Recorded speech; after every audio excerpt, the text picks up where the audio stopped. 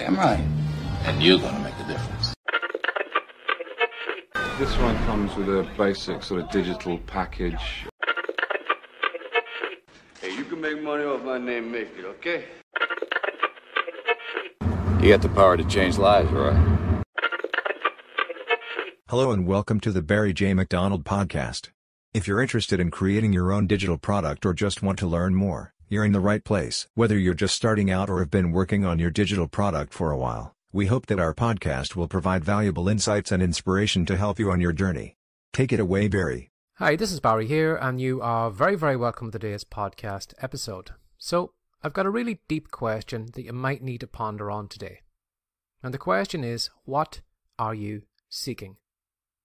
Now, wherever you are right now, maybe you're about to start off creating an online business, maybe you already have one started, or maybe you've got a couple of projects going at the time, but what's the reason for doing those things? What are you looking for? Now, I'm sure the most obvious answers are probably money and time freedom. You want money so you don't have to worry about bills. You want time freedom so you can do whatever you want to do. But is there anything more behind those two obvious answers? Now, I'm reading a book by Steven Pressfield at the moment called Turning Pro, and he brings up a point that the more I've thought about it, the more I've realised he is so true. And what Steven Pressfield says is that the thing that we are seeking is to become the truest version of us.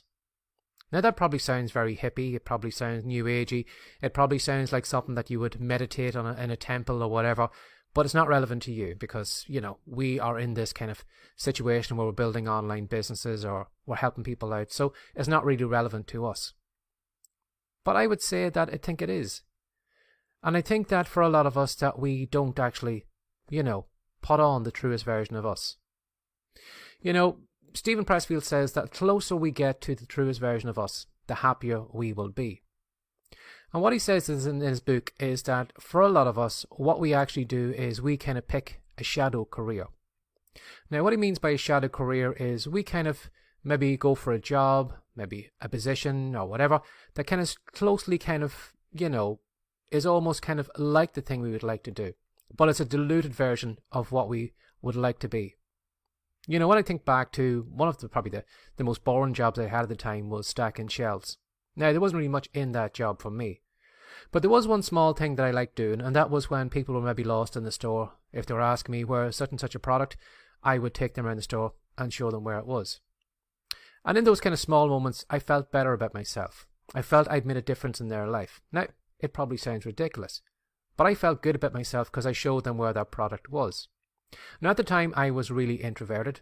At the time, I didn't really believe in myself. I got low self-esteem. But when I think about that version of me was a kind of diluted version of where I am right now. Again, in these videos and these podcasts and whatever I'm doing right now, the reason that I'm kind of creating so much content like this is because I like helping people.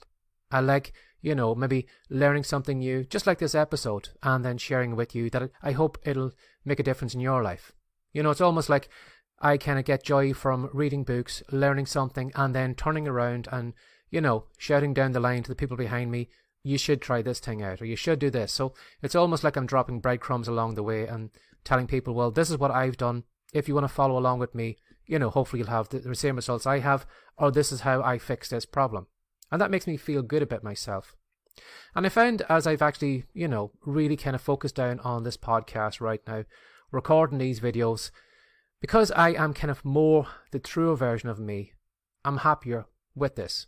Now, I don't know where this podcast is going to go. I don't know where these videos are going to go. It could be a flop. It could be successful. I don't know. But right now, I'm happier doing that. And I would say to you is that, while the money, the time freedom, and all those things are great, when you have the money and the time freedom, will you be happy? Will you still look back at your life and say, well, that was a successful life? Now, if you have the money and time freedom, that's great. But is there something missing? You might find that when you have those things that it seems a little bit empty. And the reason it probably seemed a little bit empty is because you gave the world a diluted version of you. You didn't give yourself the truest version of you. For a lot of us, sometimes we look at what other people are doing. I remember at the time when I got into fiction writing. I looked at all these great fiction writers and I said to myself, I want to be like them. I want to have, those best-selling books. I want to sell thousands of copies. I want to have, movies, TV shows. I had a really big idea of what was going to happen at the time. But that was their version of their life. That wasn't my version. And the more I kind of went chasing it off after that, I probably would have found that maybe I would have some success, but I wouldn't be as happy as those people, because those people were actually living the truest version of their life. I was chasing after their dream. I wasn't chasing after mine. I was chasing after, what I thought was success. If I follow these people, this is what I need to do. But again, it wasn't. It was their journey. But how many of us actually do that? How many of us see someone walking off in a certain direction and just kind of walk along behind them? And while we might be having some success or make some money or whatever, it never feels right for us. It almost feels like, no matter how good we are, we're always one step behind that person. We're a kind of diluted version of that person, and we're not us. And then we wonder sometimes when we're not happy. Even though we are making money, it just seems empty. So what I would say to you is that, going on that advice from Stephen Pressfield, and something I heard in another podcast recently, someone had said one time that we should spend more time actually looking in the mirror than looking at the window. But again, how many of us do that? How many of us actually pause for a moment and actually just put a few moments aside, maybe a pen and paper, and just sit down and think to ourselves and think, well, what would make me happy? What is it I'm trying to achieve? What's the truest version of me like? But we don't do that because, it's too much work.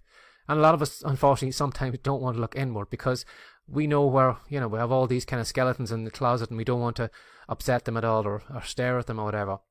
So what we do is we kind of go over to social media. We look at what everyone else is doing. We follow their lives. And we spend so much time looking at their lives thinking, well, if I copy them, if I do this or do that, well, then I'll be successful. But we never are. You'll only find really true success, true happiness, by actually looking in the mirror and saying to yourself, what would make me happy now? What would I like doing? Put aside the money and the audiences and all the different things.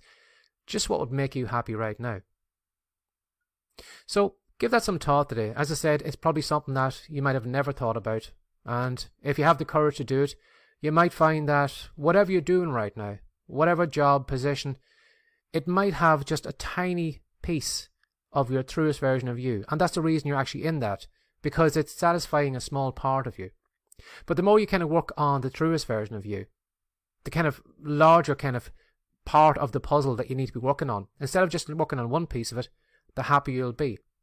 And you will find then the happier you'll be, the more times you'll show up, the easier your work is, and the more people will just automatically gravitate to you. But do you ever notice that when you're copying someone else, that you never actually get as much attention as the other person? Even though you're probably writing the content as good as everyone else, or, whatever it is, you always find that people automatically drift to the other person, and you might get a few might come your way. And I think the reason that those people actually are kind of automatically attracted to those people is because they know those people are actually living the truest version of themselves. And we want that. That's why it's almost like they have a torch where they're just living their life, showing off their talents, being vulnerable or in their writing or their videos or just showing off their talents and skills. And we automatically kind of gravitate them because they're actually living the life that they were put on this planet to do. So instead of maybe just walking in someone else's shadow, hoping that a little bit of their light will fall back on you and make you successful, how about living the truest version of you? Have a lovely day. Bye-bye.